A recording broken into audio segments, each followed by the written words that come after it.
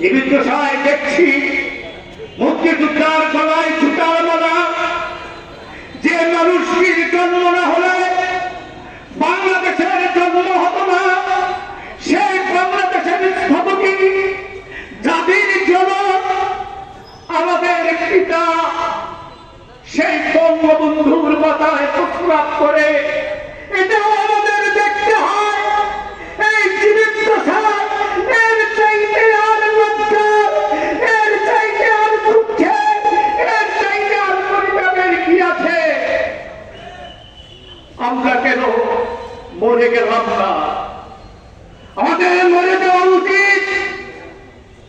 যে দেশে বঙ্গবন্ধুর উপরে প্রস্তাব করা হবে, সংবিধান ছুঁড়ে ফেলে দেওয়া হবে, পতাকা আমাদের পতাকা কেড়ে দেওয়া হবে, আর আমরা মুক্তিযোদ্ধারা নীরবে নিভৃতে ওই চোখের জমলা ফেলে আসুন হাতে হাত মিলিয়ে আমার বঙ্গবীরের নেতৃত্বে সে ৭১-এর মতো এই মুক্তির